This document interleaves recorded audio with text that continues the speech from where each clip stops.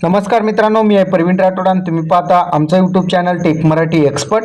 तर मित्रांनो, अतिवृष्टी नुकसान भरपाई अंतर्गत जर तुमच्या घरांची पडझड झालेली असेल, कच्चे घर असेल, पक्के घर असेल, त्याचं नुकसान झालेलं असेल तर तुम्हाला राज्य सरकार मदत करत असते आणि त्याच्याच बाबतीत आज आपण माहिती बघणार आहोत.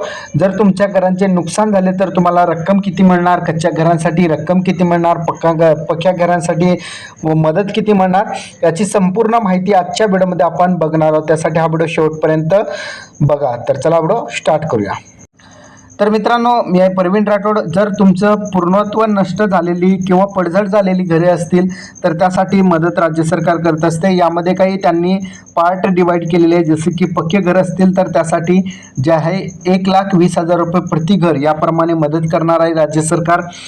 कच्ची घर असतील, डोंगराळ भागातील बाधित घरांसाठी 1,30,000 रुपयेपर्यंत मदत राज्य सरकार करते.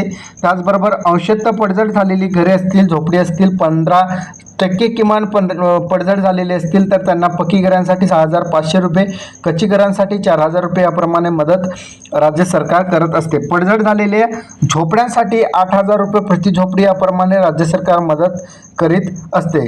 घराला जोडून असलेला गोटा असेल तर त्यांना 3,000 रुपये प्रति गोटा याप्रमाणे मदत केली जातात. तर अशा प्रकारे बघितलं तर जर घरांच्या ज्या ठिकाणी पडझड झालेली असेल, त्याचबरोबर गोठ्यांची पडझड झालेली असेल, झोपड्यांची पडझड झालेली असेल तर या ठिकाणी राज्य सरकार मदत करत असते. पक्की घरांसाठी 1,20,000 रुपये, कच्ची घरांसाठी डोंगराळ भागातील घरांसाठी 1,30,000 रुपये, अंशतः जर घर पडझड झालेली असेल, झोपडी पडझड झालेली असेल तर त्यांसाठी जे आहेत 6,500 रुपये, कच्ची घरांसाठी पक्की घरांसाठी आणि कच्ची घरांसाठी 4,000 रुपये प्रति घर याप्रमाणे. आणि त्याचबरोबर जर पडझड नष्ट झालेली झोपडी असेल तर त्यांना 8,000 रुपये प्रति झोपडी याप्रमाणे मदत केली जाणार आहे.